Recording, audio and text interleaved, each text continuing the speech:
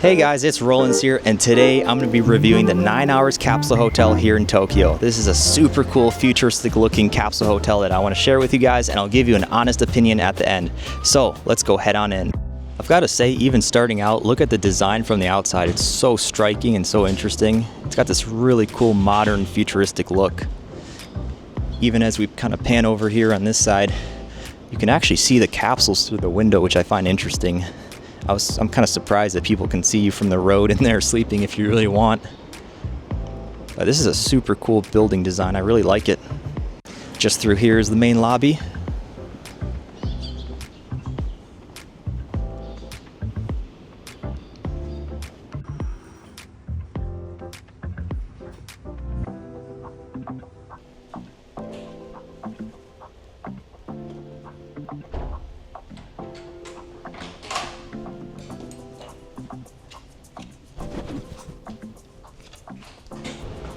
Wow guys, check this place out. This place is incredible. It's got that really Portals vibe, especially with the font and everything. It looks super futuristic.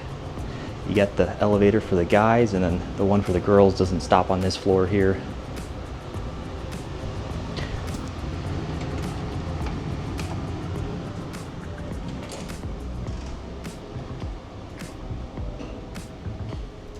Let's head on down to the basement.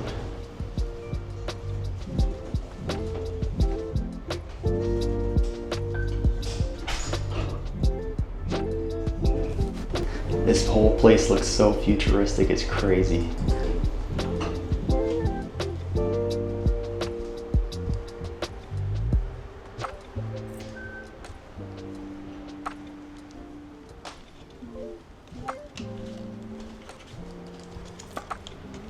All right, here's our locker. This is actually how we open it, is we use a QR code. Just like that. So in here you can store all your luggage. Here's some information about the hotel. We also have some slippers to wear here, so we'll put those on. Here's some more information about what to return each day and what you can keep in the locker.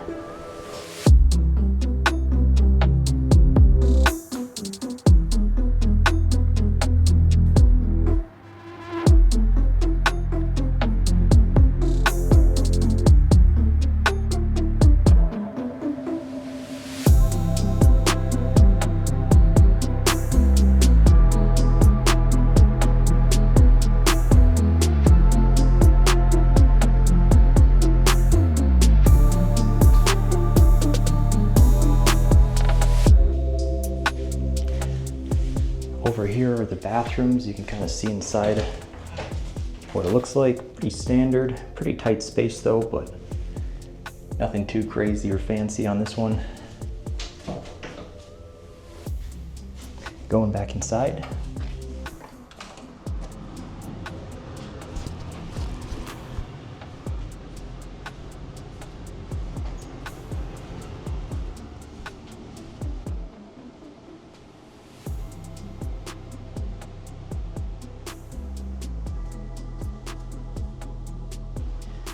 So let's take a look at the amenity kit. Looks like we first off have some pajamas. Here's the t-shirt for the pajamas. That's kind of cool. It's got the 9 Hours logo on the top there. And here's a set of pants as well. Just looks like standard pants. And you guys already saw we have the slippers in the locker downstairs.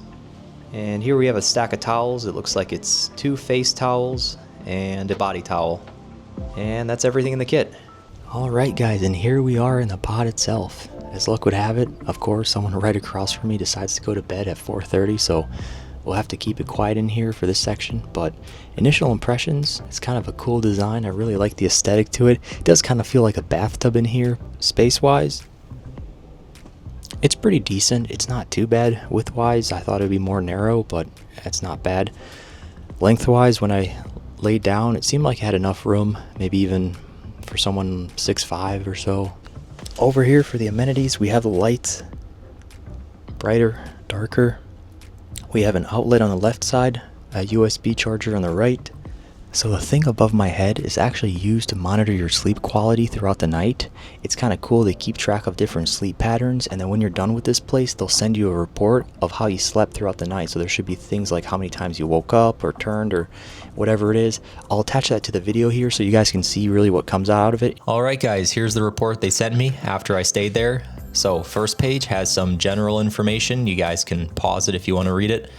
Second page has the overall statistics about my sleep quality. I think it captures the simple and overall big picture stats pretty correctly, but I'll keep scrolling down and I'll show you why I don't really think the rest of the data is really that accurate. These next 2 pages have some cool facts about sleep. And then finally, here's the detailed data report. First, I do have to give them props for the amount of measurements they have here. I am surprised at just how many different components they were trying to record. But this is kind of where my first comment of is it accurate came in. I see a lot of noise in the data for the awake and REM sleep monitor. Plus it has a hard cutoff from 9 p.m. to 9 a.m. So it would have missed the first 30 minutes or so that I fell asleep, since I fell asleep at 8:30. To be honest, I have no clue how they managed to measure heart rate and irregular heartbeats just through this little camera. So I guess just take it for what it is. Still, this whole system is very impressive. And I think it does at least capture the big picture well enough, or I guess I should say well enough for it just being a fun capsule to stay at. Obviously, I wouldn't use this medical report for any real diagnosis, just like the disclaimer they had earlier. So yeah, there it is. Anyways, back to the video. This is actually my second night staying here, so I already know how I slept the first night. It really wasn't that great. I'll give you my honest opinion. My biggest issue here, the mattress is really hard. It's quite thin here. If I pull it up, you guys might be able to see how thin that is. There's not a lot of give to it. My second thing, like with any capsule hotel, the ventilation isn't perfect. It gets kind of warm throughout the night. As soon as you open the door, you can feel the cool air outside and then it kind of circulates again. But if you keep that door closed all night, it starts to get really warm by the time you hit the morning. So I think those were the 2 things that really kept me up. Otherwise, it wasn't too bad. I do wear earplugs when I sleep, so I don't hear anything. Another complaint I have is the amount of outlets you're given here. You actually only have 1 real outlet and a USB charger, and I even have a 3-way brick, but it's not enough because you can actually only use 2 of the sides. On the left there's this little notch out and it prevents you from actually sticking in the USB thing or the actual outlet. I would have really loved to see a few more outlets, and I guess I am comparing this to my last place that had 4 inside the capsule, so that was pretty nice compared to this single one here. But I guess you can only ask for so much. Overall, I really did enjoy the gimmickiness of this place. It is kind of fun to be here and stay here, but I really wouldn't recommend it for more than a couple of days. It is only $33 a night, so the price is actually good and tempting. But overall, I think my biggest issue is just not getting the best sleep on this hard mattress. It really takes away from it. Really, if they could just fix that, that would actually make this place pretty decent.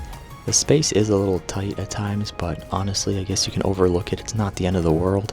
I do at least like the layout of the capsules. The way they have them cross like that from the bottom level to the top means that you'll never have someone crawling over the other person. In most capsule hotels, you have the bottom bed and the top bed, and there's usually a ladder, and it's super annoying if you have 2 people trying to come in and out at the same time. You're pretty much stepping on someone. Here, by doing a kind of a crisscross motion, there's never an encounter with someone else. I thought that was pretty cool. So again, in the end, I think this was fun as a tourist. I think it was fun for the gimmick. And for 2 days, it was decent. If you want to stay here longer than 2 days or 3 days, I wouldn't recommend it. But at least for the one time, I would absolutely do it. I think it's just such a cool place to check out and kind of adds to your trip overall. This is a pretty true capsule style hotel, and I think I really enjoy that. Last place I stayed at was kind of like a cross between half capsule, half kind of personal room. Maybe that's for some people who aren't as comfortable going full capsule, but this place was really the real deal. Anyways guys, thanks for watching this video. I appreciate it, and hopefully you stay tuned for the next one. See ya.